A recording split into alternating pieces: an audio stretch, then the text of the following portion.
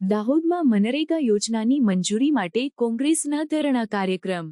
કોંગ્રેસ પાર્ટીએ તાજેતરમાં દાહોદ સેવા સદનની બહાર મનરેગા યોજના હેઠળ પ્રોજેક્ટ્સની મંજૂરી માટે ધરણા કાર્યક્રમ યોજ્યો. આ વિરોધમાં સ્થાનિક નેતાઓ અને કાર્યકરોની ઉત્સાહભરી ભાગીદારી જોવા મળી, જે ગ્રામ્ય રોજગારીના મુદ્દાઓને ઉકેલવા માટે પાર્ટીની પ્રતિબદ્ધતાને દર્શાવે છે. આ વિરોધ દાહોદ જિલ્લામાં મનરેગા પ્રોજેક્ટ્સના અમલમાં વિલંબ અને અકાર્યક્ષમતા તરફ ધ્યાન દોરવા માટે યોજાયો હતો. કોંગ્રેસના નેતાઓએ તંત્ર પર ગ્રામ્ય મજૂરોની જરૂરિયાતોને અવગણવાનો અને રોજગારી યોજનાઓ માટે સમયસર મંજૂરી ન આપવાનો આરોપ મૂક્યો. તેમણે મનરેગાના મહત્વ પર ભાર મૂક્યો, જે હાશિએ પર રહેલા સમુદાયોને જીવન સુરક્ષા પૂરી પાડે છે. આ વિરોધમાં યોજનાના ફંડના વિતરણ અને પ્રોજેક્ટ્સના અમલમાં પારદર્શિતા અને જવાબદારીની માંગ કરવામાં આવી. આ વિરોધમાં તાત્કાલિક પગલાંની માંગ સાથે સૂત્રોચ્ચાર અને ભાષણો કરવામાં આવ્યા. કોંગ્રેસના નેતાઓએ દાહોદમાં મનરેગા પ્રોજેક્ટ્સમાં ભ્રષ્ટાચાર અને કાચાશાહીના આક્ષેપો પર પ્રકાશ પાડ્યો અને તંત્રને આ મુદ્દાઓને ઝડપથી ઉકેલવા માટે વિનંતી કરી. તેમણે આ મામલાની સંપૂર્ણ તપાસની માંગ કરી, જેથી પીડિત મજૂરો માટે ન્યાય સુનિશ્ચિત થાય. આ વિરોધ મનરેગાના મહત્વને દર્શાવે છે, જે ગ્રામ્ય સમુદાયોને સશક્ત બનાવે છે અને આર્થિક સ્થિરતા પ્રદાન કરે છે. તે અસરકારક શાસન અને સંસાધનોના સમાન વિતરણ માટે વધતી માંગને પણ પ્રતિબિંબિત કરે છે. દાહોદમાં કોંગ્રેસ પાર્ટીના પ્રયાસો આ મહત્વપૂર્ણ મુદ્દાઓ પર ધ્યાન દોરવા અને ગ્રામ્ય મજૂરોના અધિકારો માટે વકીલાત કરવા માટે છે. અને ડીઆરડી દ્વારા કોઈપણ જાતની વહીવટી મંજૂરી આપવામાં આવતી નથી. આ જિલ્લો એક આદિવાસી વિસ્તાર જિલ્લો ધરાવે છે. અહીંના ગરીબ લોકો જ્યારે રોજગારી માટે બહાર ગામ જતા હોય છે, સુરત, અમદાવાદ, અને ત્યાં પોતાના પરિવાર સાથે, નાના બાળકો સાથે ત્યાં મજૂરી કરે છે, ત્યારે આજે અમે આ આદિવાસી સમાજના અને ગરીબ લોકો માટે દાહોદ જિલ્લા કોંગ્રેસ સમિતિ દ્વારા અમે આજે ધરણા પર ઉતર્યા છે.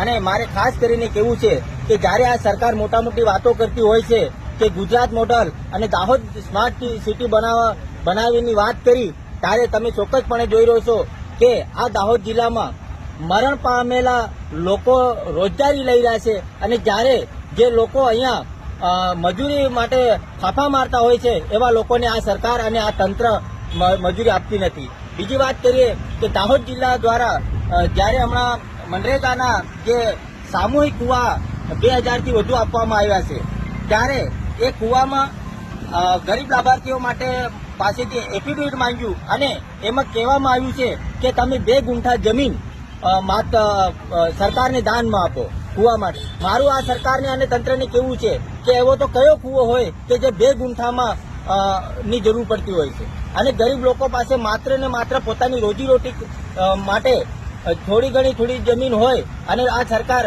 માત્ર કુવા આપવાની લાલચે 2 ગુંઠા જમીન લેતી હોય છે.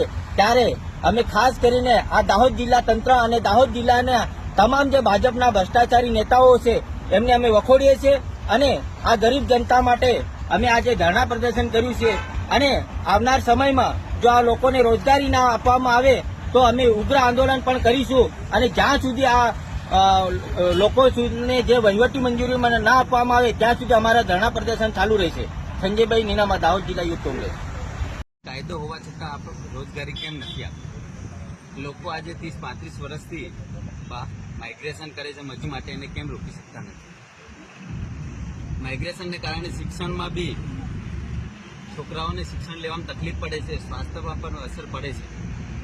આ બાબતે અમે કલેક્ટર પત્ર આપ્યું હતું કે સાહેબ તમે 5 દિવસની અંદર નરેગા કામો નહીં હોય તો અમે ધરણા પર ઉતરશું.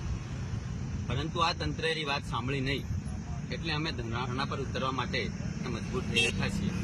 લોકોને કામ મળે અને શિક્ષણનું સ્તર ઊંચું આવે, સ્વાસ્થ્યનું સ્તર ઊંચું આવે, એના માટે અમે બેઠા છે. એની સાથે સાથે જે આ સ્માર્ટ મીટરો નાખવા માંડ્યા છે એ પણ એક અદાણી અને અંબાણીને ઉઘાડી લૂંટ છૂટ આપી રહ્યા છે.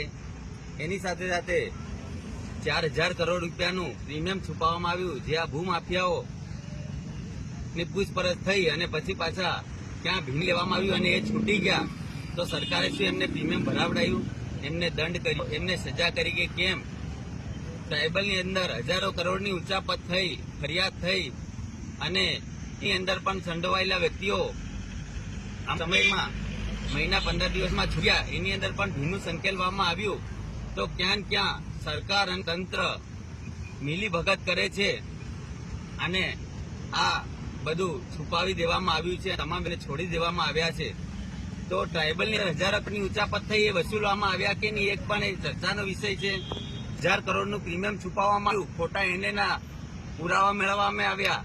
એ લોકો પાસે સરકારે આ પ્રીમિયમ વસૂલ્યું કે કેમ એ પણ એક ચર્ચાનો વિષય છે. અને નરેગાની અંદર દેવગઢ બારિયા છે એની અંદર મંત્રીપુત્રના ખાતાની અંદર 240 કરોડ રૂપિયા એક સાથે એમાં નખાતા હોય અને બીજા તાલુકાના આદિવાસી ગરીબ પ્રજા મજૂરી માટે આમ તેમ ફાફા મારતી હોય, અમદાવાદ, વડોદરા, સુરત, ભરૂચ બધે 1000 500 કિલોમીટર દૂર જતી હોય, પણ સરકાર આ કાયદાનો અમલ કેમ નથી કરતી? તળાવો ઊંડા કેમ નથી કરાવતી? રોડ રસ્તા કામો કેમ નથી લેતી? કેટલ શેડના કામો, જમીન લેવલિંગના કામો કેમ નથી આપતી સરકાર? અને કલેક્ટરશ્રીએ જાહેરનામું બહાર પાડ્યું કે કોઈએ ધરણા કરવા નહીં, તો શું ગરીબોએ હક માંગવો નહીં? સરકાર આટલી નિષ્ઠુર બની ગઈ છે એ એમને અમે પૂછવા માંગીએ છીએ.